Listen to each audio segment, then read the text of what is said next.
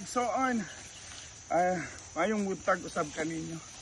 O unta nang hinaot ko nga naamos sa mga maayong panglawas inubanan sa tibok banay sa inyong pamilya. Ug karon diri na pud ta, daily na ta diri magpakaon sa itong mga baka aron mahilo ang mga punuan sa lubi kay mukupras na pud ta February 16. Og kini mo ni mga strategy nato diri buhi og baka, tanom og kumpay, ing magkupras. Dili na po na ito makita ang mga pulak. So ginatigom na ito na.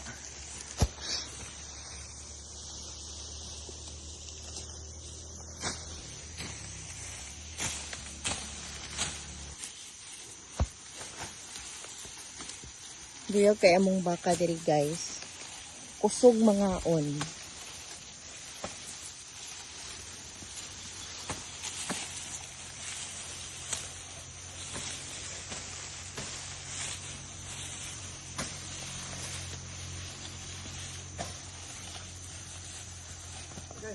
May soon, kunti na lang.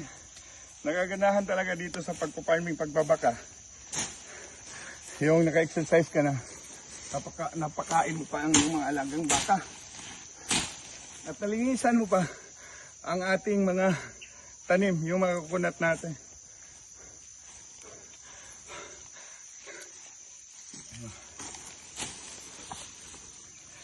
Ito nga nalinis na natin, mahal. Dalawang araw na natin yan. At ito, nalinis natin ito. Simple lang kasi ang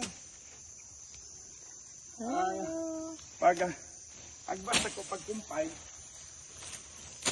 Hindi na kailangan ni mo apilon ang mga sagbot ko, mahal. Ano yan yun?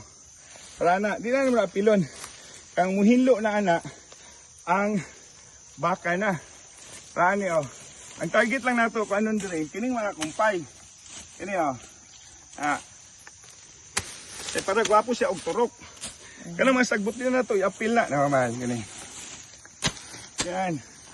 Ang sagbot din na kaya langan ni apil na kay kumabutangan na to na og baka, hinlo na. Wala kay sagbot na tong ginapangita dire. Ang kumpay kailangan lang jud nimo kay kung dili nimo maayo ni og kini siya og paraan ni. Dili mo maayo siya og ana itip, tawag na mo ana. Di na mo turok og tarong. Una kailangan na to iitip siya. Mo di ay. Oo. Walang si Papa. Pag kung una, high school kami. Pag madto siya diri nga wala na namo ginaitip, agbas paraan ni Ani.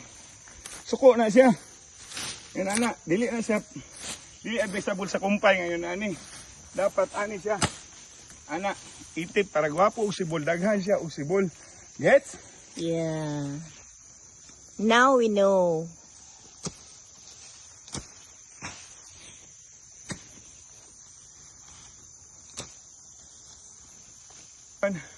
Tapos na tayo sa ating mga baka.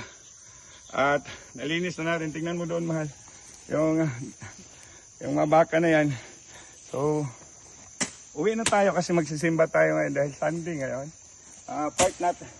Kailangan talaga natin sa lahat ng ating pagsisikap.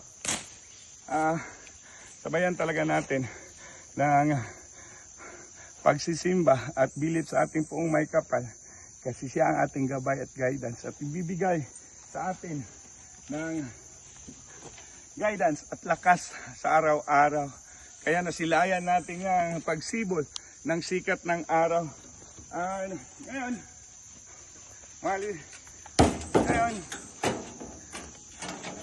tapos na tayo rito. Doon na naman tayo sa kabilang, sa area namin, sa bahay namin. Yung malapit lang sa amin na farm. Kasi may mga baka pa tayo doon. At we're going na.